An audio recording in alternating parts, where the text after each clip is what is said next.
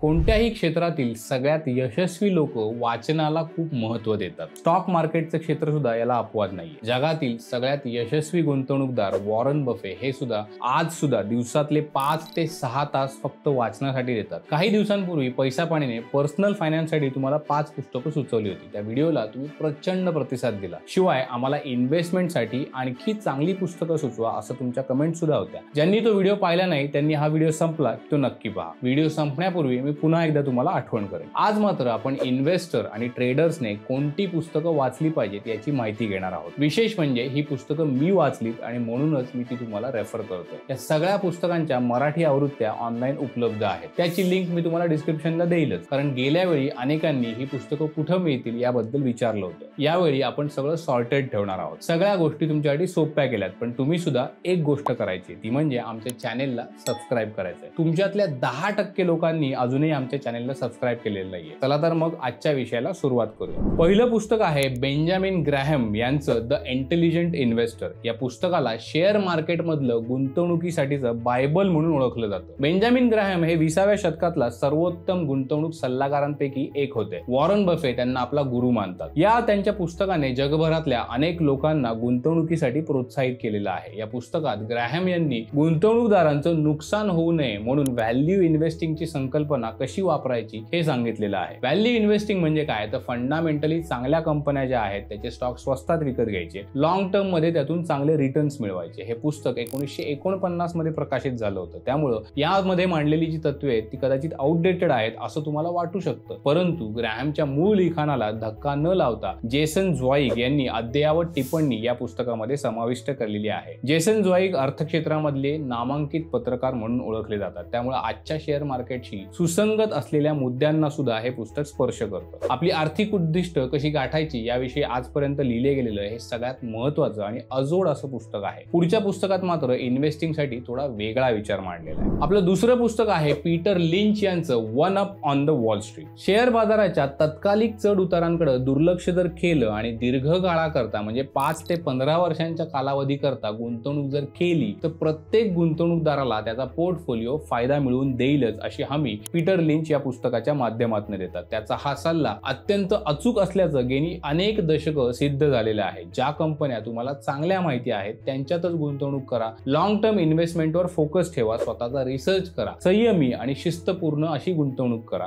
ही long term गुंतवणुकीसाठीची काही महत्त्वाची तत्वे या पुस्तकामध्ये मांडलेली आहेत। One up on wall street हे खूप काळापासून एक बेस्ट सेलर असं पुस्तक आहे। याचं कारण म्हणजे या पुस्तकातील ज्ञान पूर्वी इतकंच आजच्या काळात सुद्धा लागू होतं। ही दोन्ही पुस्तकं लॉंग टर्म गुंतवणूकदारांनी नक्की वाचली पाहिजे। तिसरं आणि चौथं पुस्तक हे खास करून आपल्याला ट्रेडर्स साठी असं आहे, ते आता काय आहे ते बघूया। तिसरं पुस्तक आहे ट्रेडिंग इन द झोन। याचे लेखक आहेत मार्क डग्लस। कधी कधी मार्केटमध्ये मुरलेले ट्रेडर्स त्यांच्या निगेटिव्ह विचारांमुळे चुकीचे निर्णय घेतात। मार्केट बद्दल भरपूर माहिती असून सुद्धा अनेक ट्रेडर्स आपल्या स्ट्रॅटेजी वापरण्यामध्ये फेल ठरतात। काही ट्रेडर्स अति आत्मविश्वासामुळे मार्केटमध्ये लॉस करून घेतात। हे सगळं तुम्ही अनुभवलं असेल, बरोबर। मार्क डग्लस यांनी एक प्रशिक्षक म्हणून ट्रेडर्स मध्ये आत्मविश्वास, शिस्त आणि पॉझिटिव्ह माइंडसेट तयार करण्याचं काम केलेलं आहे। त्यांच्या मते ट्रेडर्सची मानसिकता ही त्यांच्या मार्केट अनालिसिस पेक्षा खूप महत्त्वाची आहे। मार्केट मधल्या विविध शक्यतांचा अभ्यास करणं हे मार्क डग्लस यांना खूप महत्त्वाचं वाटतं। ट्रेडिंग इन द झोन या पुस्तकामध्ये डग्लस यांनी ट्रेडर्स सातत्यानं फायदेशीर का नसतात याची काही बेसिक कारणं शोधून काढलेली आहेत, जी एका ट्रेडरला माहीत असणं खूप गरजेचं असतं। तसेच त्यांनी मार्केट मधल्या अनेक मिथकांचा या पुस्तकामध्ये पर्दाफाश केलेला आहे। ट्रेडिंग मधून जर तुम्हाला अभूतपूर्व असा नफा कमवायचा असेल तर हे पुस्तक तुमच्यासाठी अतिशय महत्त्वाचं ठरू शकतं। ट्रेडिंग मध्ये पैसे गमावल्यानंतर परत प्रॉफिट कमावलेल्या माणसानं जर पुस्तक लिहिलं तर ते किती उपयोगाला येऊ शकतं याची अनुभूती तुम्हाला घ्यायची असेल तर पुढचं पुस्तक मात्र नक्की वाचलं पाहिजे। आपल्या लिस्ट मधलं चौथं पुस्तक आहे रेमिनिसन्स ऑफ स्टॉक ऑपरेटर। याचा अर्थ आहे स्टॉक ऑपरेटरच्या आठवणी। एडविन लेफेव्रे या पुस्तकाच्या लेखकाचं नाव आहे। तुम्ही जेसी लिव्हरमोर हे नाव कधी ऐकलंय का? ते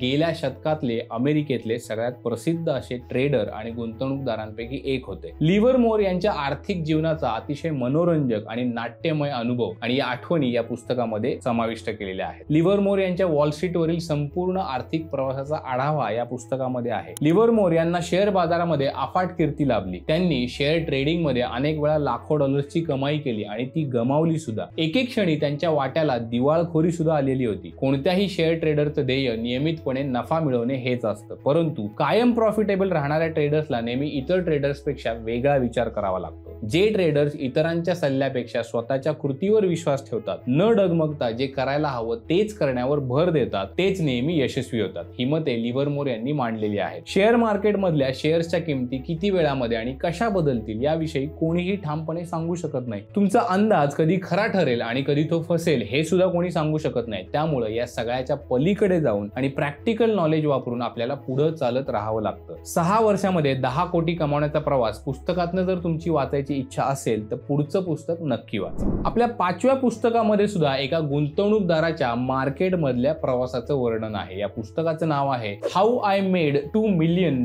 इन द स्टॉक मार्केट. पुस्तकाचे लेखक आहेत निकोलस डार्वास. या पुस्तकामध्ये डार्वास यांनी आपली असफलता, संघर्ष आणि शेवटी मिळवलेल्या अभूतपूर्व यशाच्या प्रवासाचं वर्णन केलेलं आहे. डार्वास यांनी मार्केटमधनं केवळ 6.5 वर्षाच्या काळामध्ये 10 कोटी रुपयांपेक्षा अधिक संपत्ती कमावलेली होती. ही कमाई तुम्हाला आत्ता फार मोठी वाटणार नाही, परंतु त्यांची कमाई 1950च्या दशकातली होती हे लक्षात घ्या. स्टॉक मार्केट मधल्या असामान्य यशाची ही अद्वितीय कहाणी गुंतवणूकदारांना नक्कीच आत्मविश्वास देते. योग्य पद्धतीने गुंतवणूक करून आपली कमाई वाढवण्याचं व्यावहारिक सूत्र या पुस्तकामध्ये मांडलेलं आहे. स्टॉक मार्केट मधनं मी 10 कोटी कसे कमावले असं या पुस्तकाच्या मराठी अनुवादाचं नाव आहे. मार्केट मधल्या ट्रेडर्स आणि गुंतवणूकदारांसाठी ही 5ही पुस्तकं अतिशय महत्वाची आहेत. तुम्ही गुंतवणुकी संदर्भातली कोणती पुस्तकं वाचलेली आहेत आम्हाला कमेंट्स मध्ये नक्की सांगा. बाकी या 5ही पुस्तकांच्या Amazon लिंक तुम्हाला डिस्क्रिप्शन मध्ये दिलेल्या आहेत. पुस्तकं खरंच वाचली पाहिजेत. एखाद्या भारतीय लेखकाच्या पुस्तकावर आम्ही व्हिडिओ करावा असं जर तुम्हाला वाटत असेल तर कमेंट मध्ये IND लिहा किंवा भारताच्या फ्लॅगची इमोजी ड्रॉप करा. बाकी पर्सनल फायनान्स साठी जी 5 पुस्तकं आम्ही तुम्हाला सुचवली होती त्याची लिंक तुम्हाला उजवीकडे दिसत असेल. क्षणाचाही विलंब न करता तो व्हिडिओ पहा. सध्यासाठी आपण इथेच थांबूयात. पाहत राहा पैसा पाणी.